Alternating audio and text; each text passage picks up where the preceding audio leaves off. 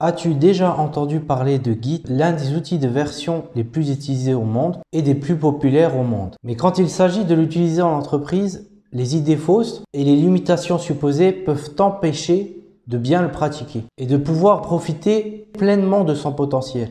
Dans cette vidéo, je vais te démystifier toutes les idées fausses sur Git, ses mythes et te montrer comment Git peut révolutionner ton flux de travail en entreprise. Alors, beaucoup de gens pensent que Git est difficile à utiliser dans les grandes équipes et qu'il est mieux adapté aux projets plus petits. Cependant, je vais te montrer que Git peut être facilement utilisé par des équipes, qu'ils soient de toute taille. En utilisant des pratiques éprouvées telles que le processus de revue de code et puis la gestion des branches. Alors, il y a un deuxième mythe, Git est lent pour les gros fichiers. Il est vrai que Git n'est pas idéal pour les gros fichiers binaires, mais cela ne signifie pas pour autant qu'il est lent. Mythe numéro 3 sur Git, Git ne conviendrait pas à la gestion de documents versionnés. Beaucoup d'utilisateurs pensent que Git n'est pas adapté à la gestion de code source. Cependant, Git est un outil de version de fichiers et cela signifie qu'il peut être utilisé pour versionner tes documents et gérer n'importe quel type de fichier, y compris tes documents. Ici, je vais te montrer comment Git peut être utilisé pour versionner tes documents, ce qui est particulièrement utile pour les équipes qui travaillent en collaboration sur des documents collaboratifs tels que des spécifications, des manuels d'utilisation ou des gestions de versionning de code sur des documents. Pour te résumer ces trois mythes, on peut voir ici que Git est quand même un outil puissant et un outil de gestion incroyablement utile et puissant qui peut t'aider dans une entreprise à travailler. Si tu démystifies les mythes courants, cela peut t'apporter une meilleure compréhension des avantages de Git et comment tu pourras améliorer ton flux de travail lorsque tu travailleras en équipe. Alors, je t'invite à utiliser Git et à prendre en main cet outil qui va être pour toi magnifique pour ta carrière. Passons maintenant à un autre mythe que beaucoup de gens se disent. Git ne fonctionnerait pas bien avec les outils de gestion de projet. Alors, certaines personnes ont l'idée que cela ne fonctionnerait pas avec certains outils de gestion de projet tels que Jira ou Trello, mais en réalité Git peut être intégré dans de nombreux outils pour gérer les projets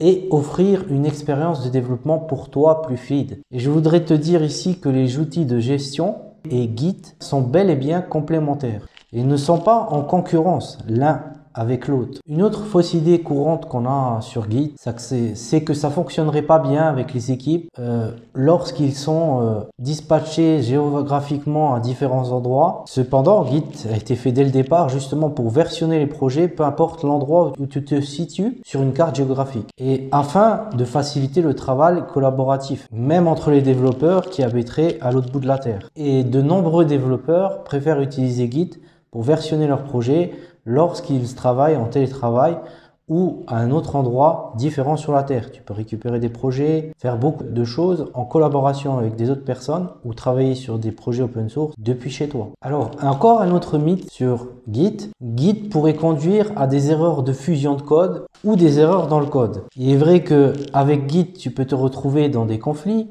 avec tes collaborateurs, avec des équipes, que cela peut mener à des conflits de fusion, des erreurs dans le code, mais cela ne signifie pas intrinsèquement que Git est problématique. Les erreurs de code, les conflits sont souvent des erreurs de gestion entre les développeurs, de communication et à des pratiques de développement qui ne sont pas optimisées, non optimisées pour le projet, telles que travailler sur la même branche trop longtemps ou faire des branches trop longues ou bien des fusions de branches trop fréquentes. En revanche, les erreurs de code sont souvent dues à un mauvais développement, une mauvaise fonctionnalité qui a mal été implémentée et donc le résultat d'une mauvaise écriture de code plutôt que de Git lui-même. Pour conclure cette partie, ce que je voudrais te dire ici, c'est ne t'attarde pas sur les mythes courants que certaines entreprises ou certains développeurs peuvent te dire sur la dévalorisation lors de l'utilisation de Git et qu'ils ont trouvé de meilleurs outils, car celles-ci sont souvent basées sur de fausses idées ou très mal comprises.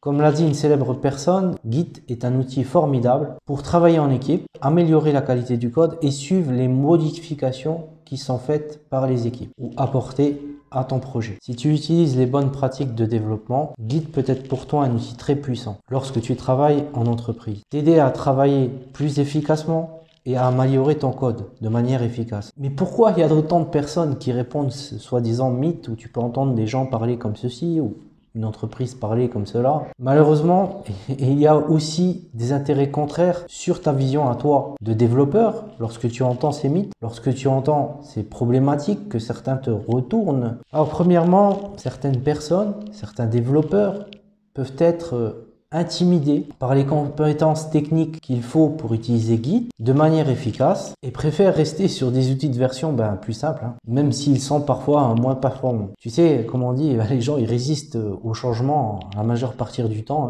Ils essayent d'attendre. Et ce qui implique de nouvelles compétences, de nouveaux apprentissages, ils préfèrent le laisser de côté, même si cela peut être bénéfique pour eux à long terme. Deuxièmement, tu as certaines entreprises qui peuvent avoir des contrats, des accords avec des fournisseurs de logiciels, avec les membres de l'équipe. Et elles peuvent craindre, par exemple, que leur travail soit copié ou volé. Donc, ils ont une peur de mettre leur travail en ligne, leur projet en ligne. Alors, ces fournisseurs de logiciels peuvent persuader en fait les entreprises de ne pas utiliser ces outils, de ne pas prendre en considération ces outils pour garder leur valeur sur le marché et leur position de leader sur le marché. Oui, les entreprises ont des partenariats avec des fournisseurs de logiciels et ils sont souvent poussés à utiliser des outils moins performants et qui sont pas forcément les meilleurs pour les besoins réels en fait. Enfin, il y a peut-être d'autres personnes aussi, des particuliers qui veulent pas partager leur code et qui veulent pas l'exposer. Ils sont réticents à l'idée de partager quelque chose comme ça en ligne avec d'autres membres de l'équipe,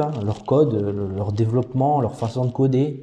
Ils ont peur qu'on va leur copier le travail, leur voler le travail. Et cela dit, ça va à l'opposé de l'esprit de Git qui est dans la collaboration. Alors qui est conçu pour justement faciliter la collaboration et la transparence entre les équipes. Parce que tu sais comme moi, les gens ils sont pas trop disposés à partager leur code. Mais en fait, parfois quand on fait ça, on empêche mutuellement de s'aider, de s'améliorer. En clair, tout ça c'est peut-être un intérêt contraire justement qui peut nuire à toi, ton succès en tant que développeur et t'empêcher par exemple de profiter des avantages de Git lorsque tu es en entreprise. Et ça, il est important de le reconnaître et de le surmonter pour pouvoir utiliser Git de manière efficace et productive. Et je voudrais te notifier que souvent les limites de Git en entreprise sont souvent perçues comme des problèmes techniques récurrents ou logistiques, mais qu'en réalité elles peuvent avoir sur toi un impact psychologique sur les individus et sur les équipes, si c'est mal maîtrisé, s'il y a de fausses idées dessus. En effet, lorsque tu utilises les outils de manière non optimisée, cela entraîne une perte de confiance en soi lorsqu'on travaille en équipe, une augmentation du stress, de l'anxiété lors des projets entre les développeurs. Et laisse-moi te dire que lorsque les outils de travail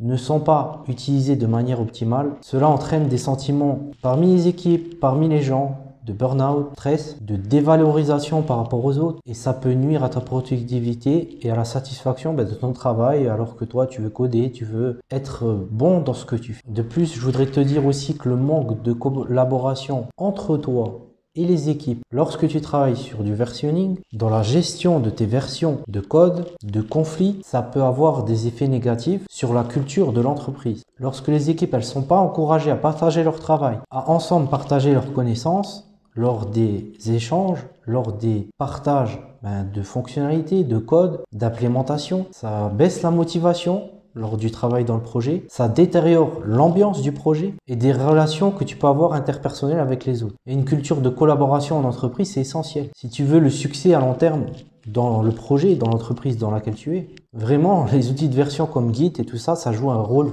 crucial entre les développeurs, entre les équipes et lors du succès du projet. Et surtout, dans cette promotion de cette culture de partage, etc. Et le choix pour toi de ne pas utiliser Git, ça peut également avoir des répercussions sur la perception externe que tu as de l'entreprise, que tu as de l'entreprise. Et quand on a un monde qui est de plus en plus axé sur les visioconférences, le télétravail, le partage, etc., partage d'informations, la technologie moderne, les entreprises qui ne prennent pas en compte ces outils de version et qui ne veulent pas se mettre à jour sur des outils de gestion de version modernes, celles-ci, ces entreprises peuvent être perçues à l'extérieur comme en retard par rapport aux autres et surtout qu'elles sont peu innovantes. Et comme tu sais, les entreprises qui sont pas à la pointe de la technologie, eh ben, ils risquent de perdre leur avantage concurrentiel. Alors les limites de Git, elles sont pas seulement en entreprise, elles sont pas techniques ou logistiques, mais elles peuvent avoir aussi des impacts négatifs sur la psychologie entre les équipes, sur la culture de l'entreprise et la perception qu'elle a, externe ou interne,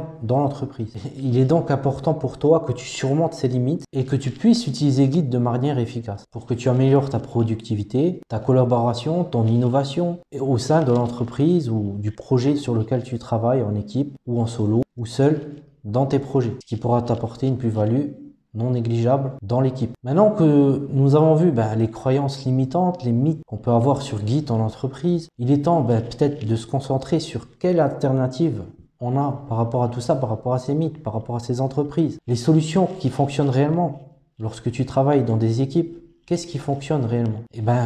Ça commence d'abord par un changement de mentalité. Le changement, ça commence par la prise de conscience déjà. Donc il est donc important de reconnaître les limites qu'on peut avoir sur Git, les limites qu'ont les entreprises en n'utilisant pas ces outils de version de manière efficace et productive avec les équipes pour pouvoir chercher des alternatives qui répondent aux besoins de l'entreprise. Alors après, tu as des alternatives d'outils de gestion. Tu as par exemple des gestions de version basées sur GitHub.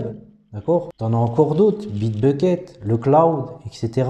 Ces outils peuvent t'offrir des avantages tels que la collaboration en réel ou en temps réel, l'accès à distance et la sécurité renforcée des données. Pour les entreprises, il est très important de former les développeurs de l'entreprise, les développeurs qui viennent chez eux, dans ces outils de version, dans ces outils de collaboration, de manière efficace, car la formation, elle est clé pour garantir justement un succès dans un projet et que les outils, ils sont bien utilisés, que ça va pas provoquer un bug lors de communication, parce qu'il n'y a pas que les bugs du code, il y a aussi les bugs entre les équipes, les bugs de communication entre les équipes, les bugs de gestion de projet de la bonne façon. Et donc il est important de créer une bonne culture d'entreprise à l'intérieur au sein des sociétés et surtout des salariés qui peuvent travailler par la suite ou des développeurs qui font partie des équipes. Et ça peut se faire avec des sessions de partage de connaissances, en encourageant les échanges entre les équipes déjà et en promouvant une communication ouverte et ne pas se fermer et avoir des croyances limitantes sur des outils de version en disant non, on peut pas utiliser ça parce que et ça. Et il y a de célèbres entrepreneurs qui ont dit la culture de l'entreprise, c'est la clé du succès à long terme. Et ceux qui encouragent justement la collaboration et la transparence, ils ont tendance à être plus innovantes, plus résilientes face aux changements qui arrivent. Pour conclure cette partie, ce que je voudrais te dire, c'est que les limites de Git en entreprise peuvent être surmontées en changeant de mentalité, en utilisant des outils de gestion de version tels que Git en collaboration en équipe, en créant une culture d'entreprise axée sur la collaboration et la transparence bien sûr. Si tu adoptes ces pratiques en entreprise, tu peux t'améliorer productivement, améliorer bien sûr ta satisfaction lorsque tu travailles avec les autres et innover au sein de cette entreprise. Alors maintenant, tu te demandes peut-être pourquoi tu n'entends pas beaucoup de gens parler de ça, pourquoi tu n'entends pas beaucoup de gens parler de ces alternatives ou de ces mythes courants. C'est très simple, ces alternatives ou ces mythes, ils sont pas mis en avant par les entreprises ni par les développeurs car elles ne profitent pas aux grandes entreprises ou aux entreprises de logiciels, de fournisseurs de logiciels comme je t'ai expliqué avant. Mais cela ne veut pas dire que ces alternatives ne sont pas valables. En réalité, Git est l'alternative et la solution pour ces entreprises qui cherchent à être plus productives et innovantes. C'est une solution qui fonctionne vraiment, mais qui est souvent oublié, négligé de la part de l'apprentissage des développeurs, de la part de la communication en entreprise. On va te demander plutôt d'autres technos, de outils, de code, etc.